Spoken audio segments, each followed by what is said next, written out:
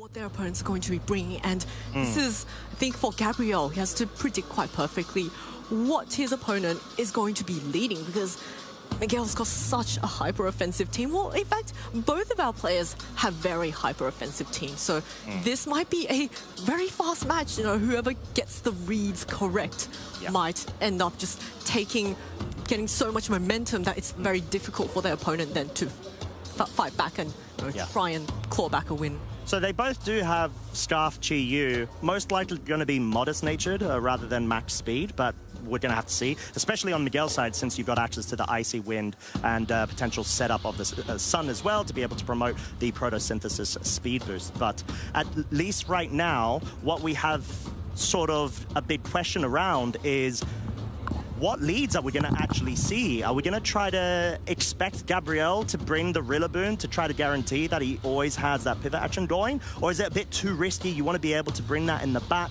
in anticipation of Miguel, either going for a couple of different modes here, whether it's going to be setup of the Iron Crown with the female Indeedee, or going for the full offensive Flutter main and the Koraidon, which we can confirm is the lead on Miguel's side, accompanied against him with the Eternatus and the Grimmsnarl. So it's immediately going for the support on Gabriel's side, or at least disruption support. Yes, immediately with the Sun being set up, this Fluttermane is going to be the fastest Pokemon on the field. Now, neither the Fluttermane or the Koraidon are Dark types, so if the Grimmsnarl decides to just go for a Thunder Wave, they could be paralyzed, but Gabriel or Miguel might have the Indeedee in the back that he just instantly switch in and allow that Floodmane to maybe get an Icy Wind off or just get a strong Moonblast off. Now, neither the Eternatus is going to take neutral damage from a Moonblast, and the Grimmsnarl, I would imagine, might want to think about this time.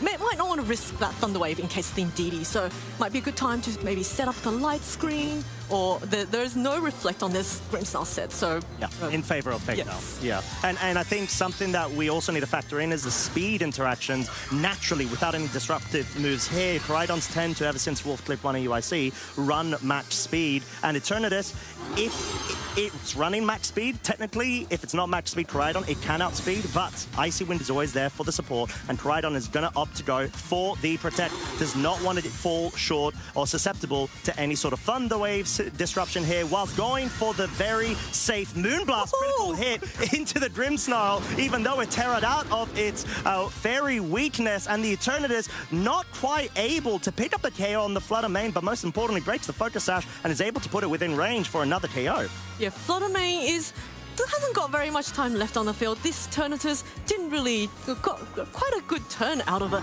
The Koraidon wasn't targeted at all, so that was a wasted Protect. So a fantastic play from Gabriel there, predicting maybe Miguel might want to be a bit more conservative with the Koraidon, might want to just keep safe, because that is the Sun setter. If the Koraidon goes down, then there's no more Sun once it expires. And now this Koraidon, with the Reflect, with this light screen, it can still hit through its physical moves, but it has to be very careful of the Dynamax cannon from that Eternatus. Yeah, and if there is an Iron Crown female Indeedee mode in the back, it's no longer got its Dark typing to be able to forego any Expanding Force spam shenanigans, which we actually get confirmation. The Iron Crown is on the field. It will get a boost in its special attack thanks to the booster energy, and it does get Thunder Waved. However, there is no Psych Terrain to be able to nullify the Prankster interactions there. Moonblast is going to be enough to pick up the KO onto the Grimmsnarl thanks to that critical hit. Very crucial in the previous turn,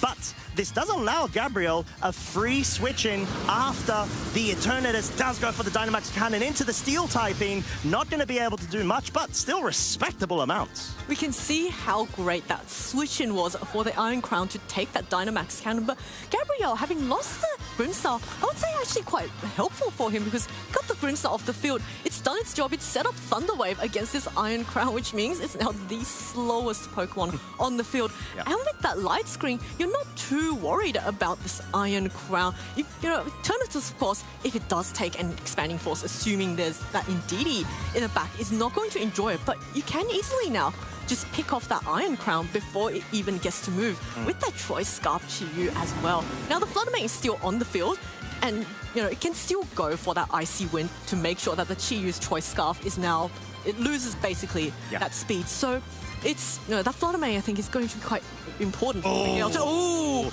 But the full paralysis on the ice, on the Iron Crown does not allow it to go for the protect that it was trying to go for. Icy Wind, on the other hand, will be connecting with both the Eternatus and the Chi-Yu. Seems like Miguel's just wanting to make sure he sets up the board for the Koraidon sweep in the back, as the Heat Wave does pick up the double KO, most importantly. But at least right now, Miguel is going to be able to try to force on his Koraidon mode, go for the maximum damage. There isn't a good way, though, to be able to deal damage onto the Eternatus unless there is a female Indeedee with that Psychic in play. But the sun's up, Zoe, and Heatwave has been locked in from the Chi-Yu with that Choice Scarf, so still a lot of damage will be coming out. It is indeed, although the Chi-Yu did take an Icy Wind, so it is now at neutral speed. So it's very likely that the Koraidon, it will be faster than this Chi-Yu. So Gabriel does have one more Pokemon left in the back, so he might want to think about maybe recalling the Chi-Yu and sending out something else to reset that speed drop from the Icy Wind earlier. Of course, if Miguel predicts this, and depending on how he's trained in the speed of his Koraidon, maybe he might want to try and set up a Trick Room. Or right now, probably not, because the Eternatus is going to be slower, but Indeedee provides very valuable redirection, and the Eternatus does not have a spread move, so it will be forced to hit the Indeedee if that goes for the Follow Me.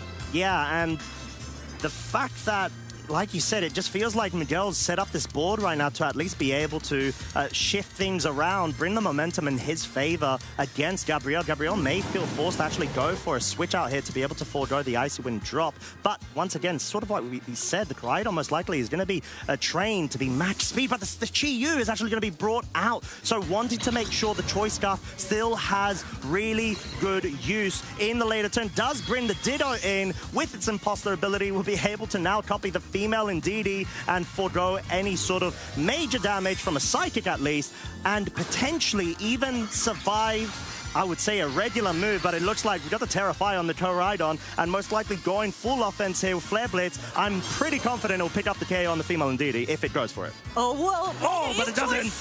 The Focus Sash, so it will live on 1 HP, but that is a... No, it doesn't even matter. It's going to comfortably tank that, and that Sludge Bomb coming off onto this Indeedee allows the Indeedee now to go for an answering Psychic onto the Eternatus, which hangs on with that 5 HP. So, Eternatus really on its last legs here, if you can call those things legs. Well, they're definitely something. It looks like it's floating around, but it's able to still float is the most crucial thing here. And potentially, if we feel that Gabriel might be in a bit of a good position to be able to redirect. I feel like you just redirect right now, right? With a Ditto / female Indeedee and go for the offensive. But the fact that the female Indeedee on Miguel's side is not within a 2-shot range of the Eternatus, and the Eternatus will go down to another Life Orb recall, makes things a bit more precarious for Gabriel. Indeed, and we actually saw Gabriel try to go for a bit of a recover, maybe predicting a bit of a follow me from this Indeedee. And now Chi-Yu gets to switch back in. It does. It said finally reset its special speed. And Indeedee now goes for the follow me, so that is going to be completely whiffed into Gabriel's side with the Flame Charge coming in. So, boosting that Koraidon's speed. Yeah, wanting to at least try to pick off that KO whilst being able to get that boost. But the fact that we saw Gabriel go for this really nice play, the recover into, if the Eternatus does go down, the Ditto copying the Koraidon is so well placed and does factor in any sort of speed ties at least. You still have an additional out if you're on from Gabriel's side. So, yeah, this situation, Chi-Yu, though, it was able to switch in, not get felled, but it is susceptible to the Koraidon, which most likely is going to be able to outspeed with +1. Yes, but now there is still that Ditto in the back, so maybe Gabriel wants to switch in that Ditto in the end, copy that speed boost, and then be able to try and risk it a bit on the speed type, but he does have to get rid of this Indeedee first to stop all the redirections. It's going to be easier now because the Chi-Yu is on the field. There is the Beads of Ruin, but at this point the Chi-Yu cannot protect, so there is a very safe collision course, or maybe another Flame Charge into that Chi-Yu, but the Flame Charge probably won't KO the damage, but it looks like the collision course is going to come straight out. Yeah, most definitely will be able to guarantee the KO, but I'd say the fact that Miguel has a Koraidon, not having any sort of spread moves, made this a bit more interesting.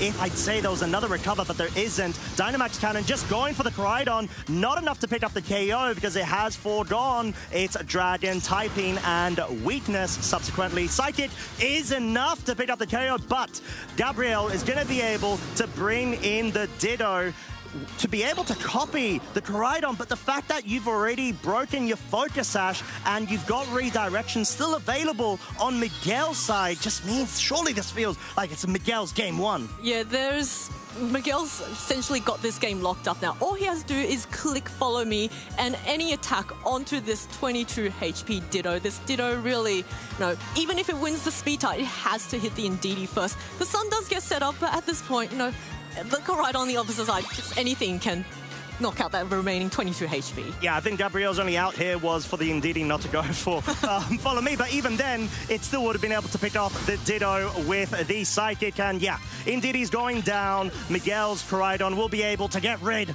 of the Imposter and allow him to pick up this game one win. And going into game two, it's got a lot more momentum starting off at the beginning of this set, so Gabriel's going to have to go back to the drawing board, Zoe, and really try to figure out how he can maybe better place his Ditto in order to be able to capitalize off of more momentum and not sort of forego it to break the Focus Sash so early on and essentially not capitalize off of the uniqueness of being able to maybe treat it as a endgame sweeper, which it felt like he was trying to do, and it was about to work.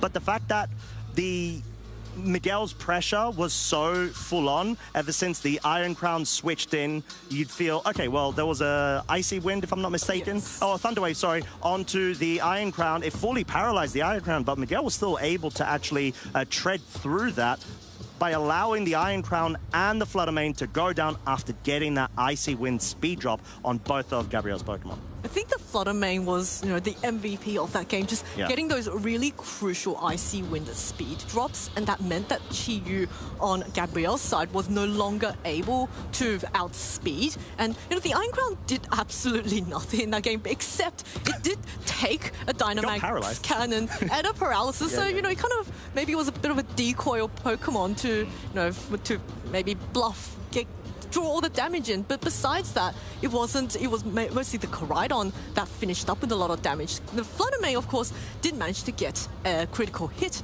early on with that Moonblast onto the Terra Water Grimmsnarl. So it's interesting what would have happened, but the Grimmsnarl wasn't overly offensive, and I think it actually ended up helping Gabriel that his Grimmsnarl got knocked out early, because then he was able to bring out his Pokemon. But in the end, the Flutter Mane was just too much pressure in terms of the speed. It didn't do much damage, but the speed was just a little much for it. I think the enabling of the board state to set up the Koraidon and the female Indeedee redirection for success is really, like you mentioned, Zoe, what pulled through for Miguel in that game one. So going into game two, are you expecting any adaptations from Gabriel's side? What are you thinking? I think Gabriel, he brought, I could see why he brought the Pokemon that he did, but maybe a Rillaboom might be a good switch up to, prevent the Psychic Terrain and maybe the Iron Crown. But you see, he didn't really need the Rillaboom, but we're going to get the exact same leads this time. Once again, the Flutter Mane and the Koraidon versus the Grimmsnarl and the Eternatus. If it ain't broke, why fix it? But this time, maybe Gabriel might want to prioritize the Thunder Waves, particularly onto this Flutter Mane, because it was so problematic in that last game. But if Miguel predicts that, well, he could just switch in the Indeedee. Yeah, and I think a crucial point there is that Gabriel essentially burned the Terra option so early on in that turn one in game one to be able to forego the weakness to the Fairy typing, even though obviously did fall short of a critical hit onto it. But it sort of really puts to scale whether Gabriel needs to commit for that yet again, or maybe better safeguard that Terra option for maybe an Eternatus or even a Ditto later on to be able to, better position yourself and adapt to the board state that Miguel set up. Yeah, it looks like this time we're going to see another Terrestrialization immediately on the turn one. It is, once again, going to be into that Grimmsnarl, becoming the Terra Water, removing that fairy-type weakness. So, even if there is another critical hit onto the Grimmsnarl, it will be guaranteed to survive this turn. Now, the light screen is going to come up, so it's just going to make that Gabriel's side safer against the special attack. Oh, okay. No critical hit, and Gabriel, I think I saw him break a bit of a sweat out there in anticipation. Ooh, so poison. Actually, yeah, RNG is absolutely flipped this time round. We've got the avoidance of the critical hit. Flame Charge going into the Grimmsnarl because of the Water Terror right now. It's going to be able to absolutely take that like a champ, even without, let's say, a Reflect availability. But like you said, Zoe, the poison right now does put the Fluttermane on a timer. Most likely got maybe about 2-ish to 3 turns remaining, so Miguel won't have that flexibility of the speed control as much as he did in game 1.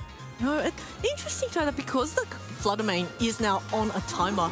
If Gabriel just stores it out a little bit, makes sure that the Fluttermane goes down, then that Fluttermane will no longer be able to use Icy Winds. Now, of course, there is now the Koraidon on the other side with that Flame Charge boost. It is at +1 speed control, so it is most likely going to outspeed that Choice Scarf Chi-Yu if Gabriel did bring it in the back. Now, Miguel is actually going to swap out this Fluttermane, wants to keep it for one more turn and avoid those toxic countdowns. Yeah, and I think really the biggest obstacle for Koraidon is that Eternatus because of the typing and the unavailability of offensive coverage for it to be able to deal, respectable amounts of damage onto it, especially because of the fact that it's got Recover. Let's not forget that. We saw it try to get put to the test in that game 1.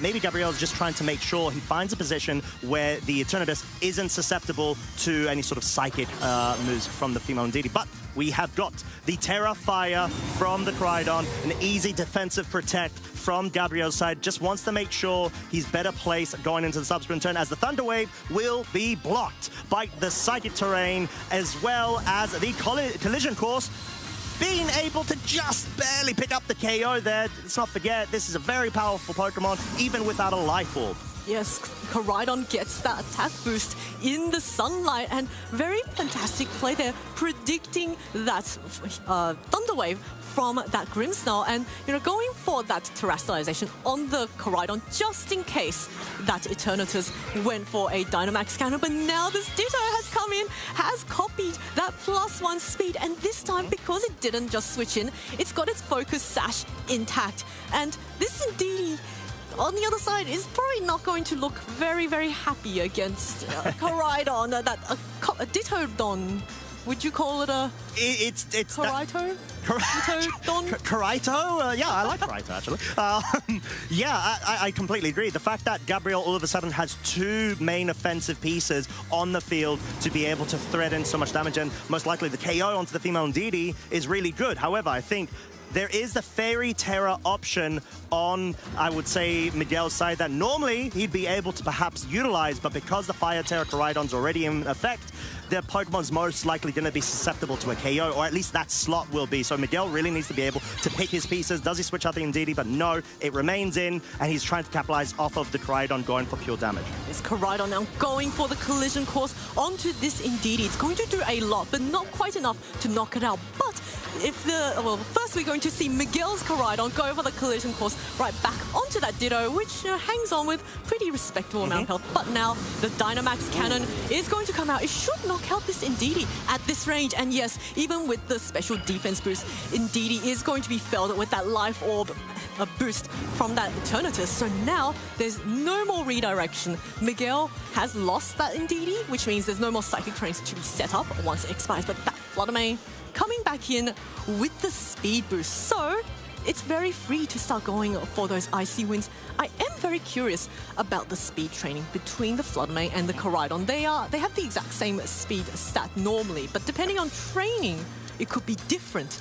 Now, of course, the Koraidon has the +1 speed. Yep. And the Fluttermane has the Photosynthesis boost from speed. So, how has Miguel trained his Koraidon and his Flutter Mane. Yeah, there's a potential speed tie in that aspect as well, so we're going to have to see how it pans out. But I did want to call out Gabriel's risky Dynamax cannon play there, because there could have easily have been a Flutter Mane switch in as well to be able to completely be immune to that target. It seems like he just wanted to prioritize off of guaranteeing the damage count to be able to pick up the KO. But we're actually going to see the Eternus switch out for the Chi-Yu right now. It will have the Choice Scarf, but you're facing off against a Photosynthesis boosted, Icy Wind enabled Flutter Mane, accompanied by the Koraidon, and actually not even going for it, wanting to focus on the Moonblast because, of course, there is no Terra available on Gabriel's side. We're going to see the Flame Charge go into what was previously the Eternatus slot. So much damage because of the Fire Terra, because of the Sun,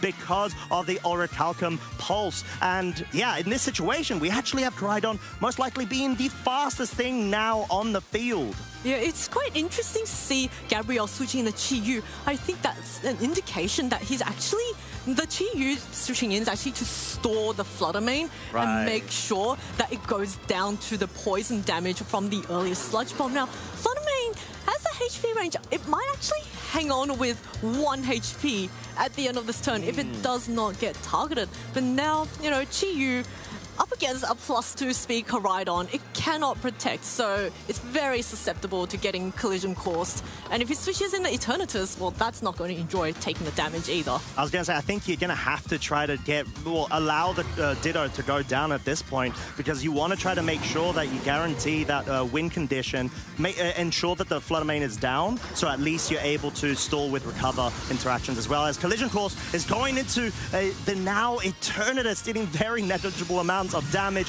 Moonblast, of course, being focused into the Ditto, will be able to bring it down. And now you've got a board state on Gabriel's side where the Eternatus and the Chi-Yu are on the field. But the question is, does the Flutter Mane go down to the poison? And it does! Oh, so close. And it does. So that all of a sudden allows Gabriel a bit more breathing room. I know that we haven't gotten a confirmed 4th Pokemon from Miguel's side in Game 1. That was the Iron Crown. Question is it going to be, again, Fenotesta? Yes, it is the Iron Crown. We saw, though, Zoe, that even though it did have booster energy, it's for special attack, it's not for speed. So the Chi-Yu, being a Choice Scarf variant, is really well placed. However, like you said, Koraidon's the fastest thing on the field. It's able to lock that slot.